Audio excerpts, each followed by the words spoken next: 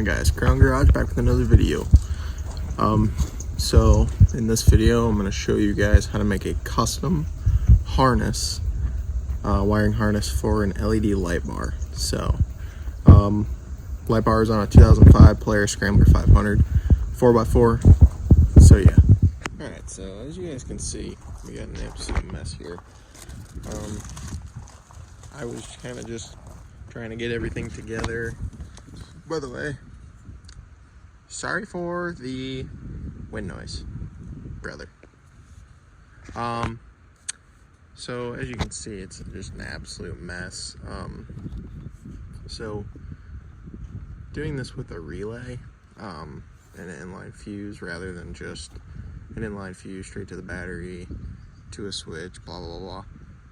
So doing this the right way involves putting a weather pack connector like this one right here, because the switch is installed on this cover and it needs to be accessible. Now, sadly, this that I found at the local auto parts store, just a Dorman, it's a 4-pin. I only needed 3. Not too much of a bummer, but kind of annoying because I guess it's really not that big of a deal. I just have an extra wire that's gonna be chilling there, so whatever. But yeah, so I want to make that thing come off, disconnect easy. So weather pack, waterproof, can't get any better than that. So I will throw the diagram that I'm going off of on the screen at some point, hopefully. But as you guys can see, this is just bolted down right there, ain't going nowhere. So you got 4 pins, and I will show you where everything is going, and hopefully this makes it easier for some other people. So this light bar right here, Harbor Freight special. It's like $27, $28. You can get a $6 2-year warranty for it. So that's what I did. On a Polaris such as this one, you got this radiator, fin protector, which obviously this is an 05. It's done a pretty good job over the years. So I mounted it right there. It does have adjustment. I just have it tightened down too much so it doesn't rattle, because this is kind of thin what it's mounted to, so it moves a little bit. So basically you get a 2-pin, it's actually a Deutsch connector, and that comes off of here, goes into here, and you just got a positive and negative that are going to go into this relay, and I'll show you how and why this is how we're doing it. Forgot to throw in here, if you're going to do it this way, they make waterproof guys that you can get with the wires just coming off of them, and then you put a little bit of dielectric grease in there and you're good to go.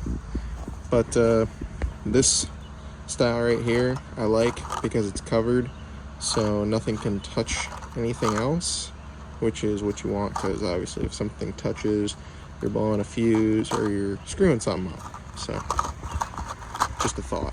Okay, so you have 4 pins coming off your relay, right? There's going to be 30, 85, 86, 87.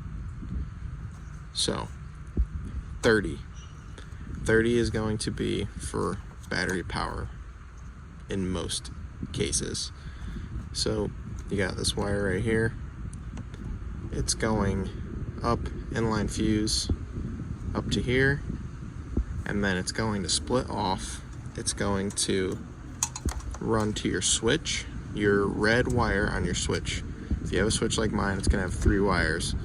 1 likely to control the light, and then positive and ground. So it's a 3-prong switch. So this right here is split. This is going to go up to your switch. This 10 gauge wire here goes to the battery. Okay, so we have that out of the way. And that is almost always 30 on the relay. And they are labeled, so if you pull up a diagram, you can correlate this, because they're labeled on most relays, to your diagram.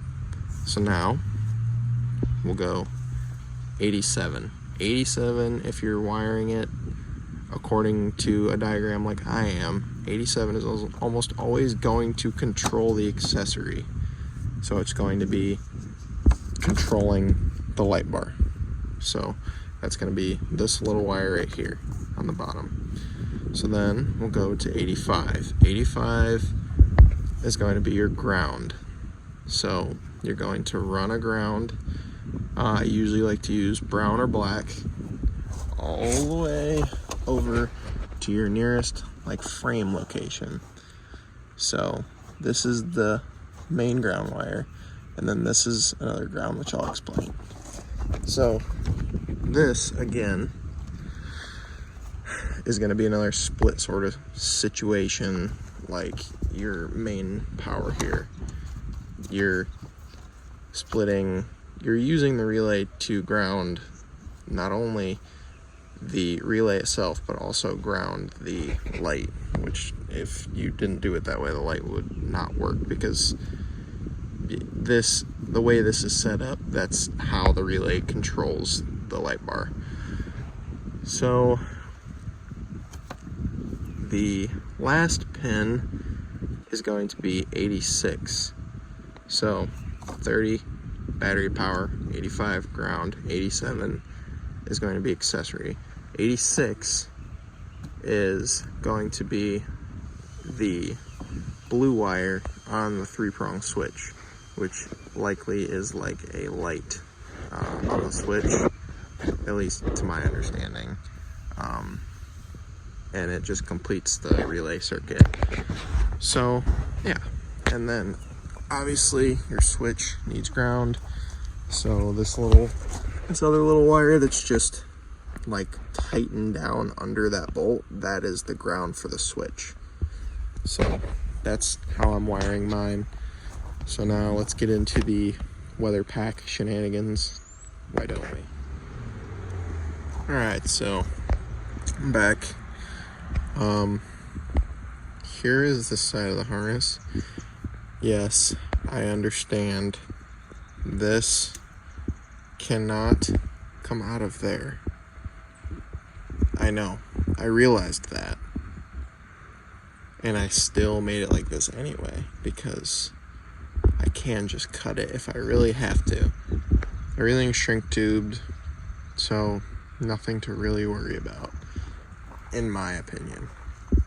So now, let's move on to what took me a really long time to make. I'm walking around trying to find it, actually, as I speak. It's right in front of my face. Okay, so this is the harness that I just made. Took me probably a half hour. Not proud of it. Shouldn't have taken that long. But I ran into some hiccups and had to make some changes while doing it. So obviously you got the female end here. Make sure that you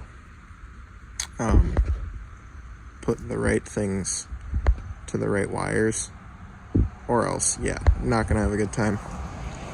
So we got our ground here, put an eyelet on that, and then you come down here, did some nice shrink tube job. We got our power, which obviously that inline fuse goes to that main wire that I showed you guys earlier, and then the little one that goes to the pin 86, which is just like the light, I think, for the switch itself. I don't know that for sure. I'm just saying that's probably what it is. Don't quote me on it. As for these, I'm not going to change any of this because it's already good. It's got these nice shrink tube spades, so I don't really see a point in changing them. I might end up changing them, I don't know. I'm a perfectionist and I want everything to work good, like especially when the stuff gets wet. So, but yeah, so we got this cool harness, and I'm gonna keep working. So before it gets dark and we test this thing out, I want to show you how she's looking. So it's mounted to a bolt right here. We got our harness. It's basically gonna run up something like that, right up there. Our grounds come down over here, like I said, got that tightened down.